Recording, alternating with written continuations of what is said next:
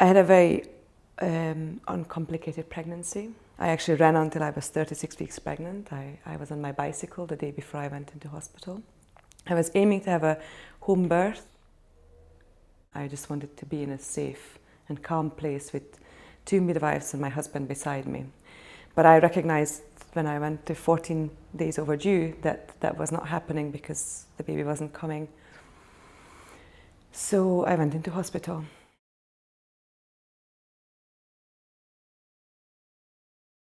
I recognized that after 28 hours of trying and breaking through that pain barrier where I couldn't actually take any more of that specific pain, that I can't do it myself. So I got the midwife in and said to her that I think I've done enough. I can't take the pain anymore. I can't take the pressure and the contractions anymore. It was 9 o'clock in the evening, which is obviously a crucial time. No consultant on duty. They told me that with the wagging finger that they are the professionals, they know best, and I just have to listen to them. So there I am, stuck, with a midwife and now I know she was a trainee doctor, fairly new in her training, in her second year, who couldn't care less about what I was trying to tell them, that how my body couldn't take any more. And I need to have a C-section because I'm convinced this child is not going to be born. My husband, he got incredibly angry. He recognized as well that they just weren't listening to what we were saying. So he questioned actually this doctor's position. And she just said, oh, she was a registrar. And then so he said to her that could we talk to a consultant to get a second opinion? And she just totally ignored that. No, it's, she's the one who is on duty and she's the one who's dealing with us. The junior doctor called me irrational. That's why I want a C-section, and that's why I can't take what was happening to me because I'm pregnant and I'm giving birth and I'm irrational. And I was just totally infuriated with that she could actually call me irrational because I think, she doesn't have she's not a psychiatrist or any other kind, to actually call me irrational. And I knew I wasn't. I was very focused. The pain that I thought I couldn't take anymore at 28 hours, it became 100 times worse after she broke my waters. And basically she ended up, I had to consent to getting an epidural because there was no other option. And I think, and basically transfer me to a different room where obviously the nurse or a midwife could be with me all the time. This midwife was actually very nice and, very supportive. So I felt, again, just calmer and confident about what was happening. And I was okay and the baby was fine. There was no, dip in her heart rate or anything like that we knew that could cause any problem. The new shift came on duty around 8:30, 9 o'clock. Bright lights on, everything, go, go, go. They decided that they actually have to do something now because I was induced for 40 hours. I was having these massive contractions and I was, in different stages of the labor, obviously, throughout the 40 hours. So I had this consultant with her entourage coming in, kind of telling me what's going to happen. And she said that she will try to turn our baby with her hand. And then if that doesn't go, we'll have to go through straight an emergency C-section. And then the word forceps were mentioned on the consent form, of course, and all the rest of it, which I knew nothing about because I was hoping to give birth at home or naturally in a hospital. But, and when I asked for a C-section, I knew that it's an operation and I knew what was involved. What I was trying to say is that I knew nothing about instrumental deliveries. The consultant actually had to leave the theatre and go and help some other women until I was prepped. And this doctor, who we learned now that he didn't have the right qualifications and he shouldn't have been doing Kielland's forceps, which is a forceps that obviously turns the baby as well as pulls down the birth canal. He just ended up doing this procedure without her being in the room. He never ever said to us, oh, this is my name, this is what I'm going to do, this is what's happening currently. Never ever spoke to us. And I pushed for my life, He knew that something was wrong. When the consultant came, he had to call her because things were not going right. And that's when the consultant, tried to use the forceps herself, and she realized things were not happening, and then she tried it. That's when she did effectively tried it to move our child with her hand. And then she did, and then obviously they used a different set of forceps to pull her right out. And then there was this deadly silence in the room, which you don't anticipate at birth. And I was listening out for this cry. And then when you saw the whole pediatric team moving in and taking her out, and we were just told she was a girl and she was just taken away. And I was, lying there thinking, not knowing what was happening, and nobody was telling us anything. And all I saw a few minutes later, 10, 15 minutes later, our child being brought with a little cart thing, and with a ventilating. And that was it, And my husband holding on to me all along because he knew that it was nothing, that there was something really wrong. And these people were stitching me together for 75 minutes because I saw the clock. I was watching the clock all the time and never said a word, never said anything to us. What was happening, what they were doing, no communication whatsoever. When you're lying there, you don't know what happened to your child. You don't know what's happening to me. And my husband is holding on to me because he was convinced that I'll be next because I was bleeding so much. I was still very hopeful at that stage because, it's the 21st century. But when he came back and all I could ask whether she was going to be okay, and he just shook his head and no, she's not, I think all I could do is just scream and cry that, how I knew that I was very healthy and she was supposed to be healthy, and all of a sudden something happened, and we don't know what happened and nobody's telling us what happened. And all I heard is another baby crying in that room, and then I said to them, they have to move me out of here because I can't tolerate, And they moved me to the postnatal ward with all the babies and all the mothers of all wards. I mean, I would describe it torture. I think the point is that none of these doctors came and talked, wanting to tell us what was going wrong or what was happening. We had to demand, for them to come and explain themselves.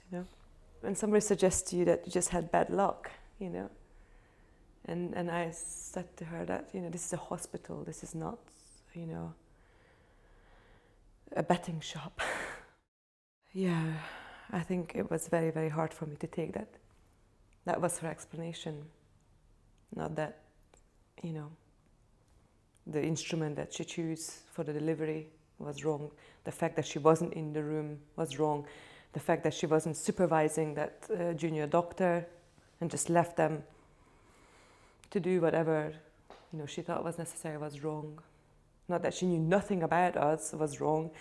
I mean, nothing to do with her, it was just luck, and I just don't believe that.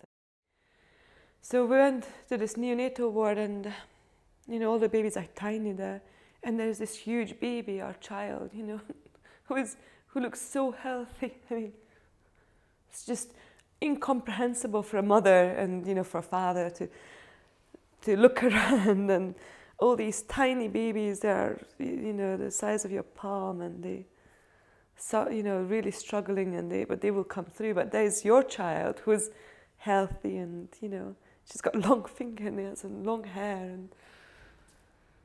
and looks very strong, and she can't move her body, she can't cry because obviously her vocal cords were cut with the forceps because it obviously broke her spinal cord. and all those movements, the only thing she could do is grimace, and she's trying to cry and she can't, and it's just the most horrific thing, I think. Yeah. I knew as well, and my husband obviously was very realistic all along. She'll never survive. So, it was just a case of when she'll die. So we went home, and then on Sunday morning we got a phone call at 6 o'clock that, we need to consent to an operative procedure because her bowels started to perforate.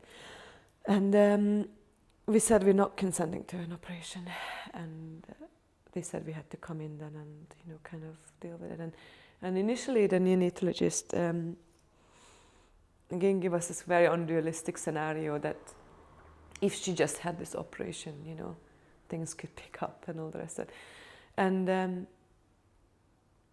we were just telling her to be realistic. I mean, it's a baby who's born quadriplegic, can't feed, can't cry, can't, her vocal cords are, she can't do anything, what did she expect to pick up, all of a sudden, And I was absolutely petrified that our daughter would die on a cold theatre table without being held, ever, I think when she realized that we made a decision and we knew what was happening, she all of a sudden became very matter-of-fact and very realistic, and none of that kind of all, fluffy and, this unreal world that's just trying to sell us, she understood that we're not buying into it. All of a sudden then she became a lot more, kind of, okay, then we have to do this and this and,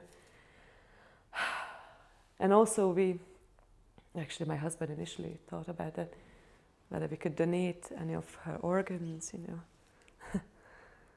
because she was a healthy baby. We just went into this little room and my husband was holding her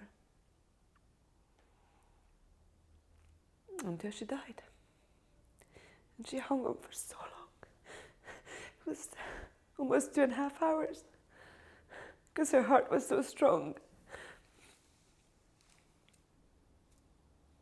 And we thought 3 times that she died, and then we checked, and she still had a heartbeat. It was just so hard to watch. But we wanted to be there for her. I'm still convinced it was the best decision. Just to hold her, so she can feel our warmth and that we loved her and cared for her.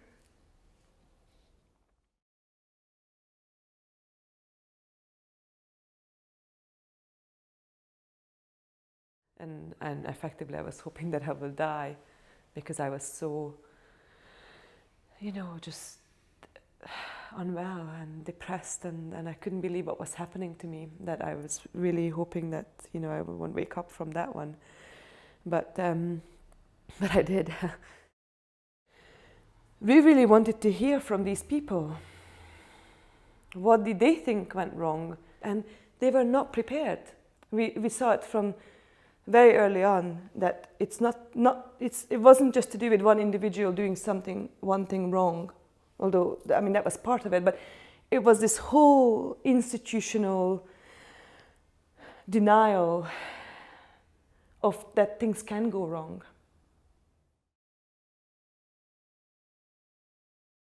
What we got was absurd. The fobbing off of a lifetime. The pure denial to the level where I wanted to actually go and shake them and say them, wake up. A child died. She didn't die because she was sick. She died because of what you've done to her or what your practitioners done to her. And they were having none of it. I had all these very hurtful comments about how this is what happens to most women and all kind of statistics, that I don't know how many women have problems of this sort and that sort. And I was just kept referring back to them that, but our child died, I didn't take her home. That's the scenarios that you're suggesting that might have happened to other women, but not to us. We wanted to understand what happened to us and to our child and why she died. They were not prepared at any level to admit anything. After that meeting, we recognized that they were not up for any kind of admitting any responsibility or learning from it effectively. So that's when we wrote the complaint. As a doctor, or the director, who I also implicated, or we implicated in our complaint, because as far as I'm concerned, he couldn't even stitch me together. You know, he was put in charge of this complaint process. And I was like, when I questioned how could somebody who I complained against be in charge of the complaint process itself, then they put on the chief midwife to do the, who works effectively below him. So she came back months after we submitted the complaint with this huge report,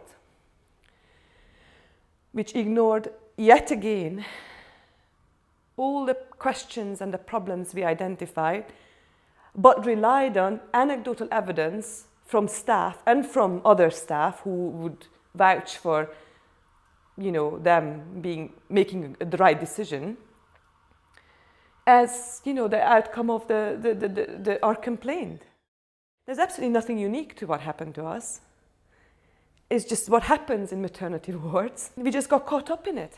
It was just absolutely normal to them, and that's why they wouldn't even suspend or wouldn't even stop someone to do that specific procedure, because that was effectively expected to some extent. Everything carries on as normal. As I would describe it as, oh, they had a bad day in the office. It is a whole culture where people are not listening, not taking care of. They're checking off effectively, I think, a list. You know, has she got this or this or that? As long as they can justify that they did, you know, tick those boxes, they think they are fine, even if things go wrong. Listening is not on the list. Hearing the patient and working with the patient, you know, is not on the list. The other issue that they are pushed to do or not to do so many C-sections, not to do, you know, so you become part of that whole institutional, you know, target-based culture. And my midwife told me as well not to tell anyone what happened to me. And when I challenged her on that, you know, she was just warning me that I will be putting off mothers to go to this hospital to give birth.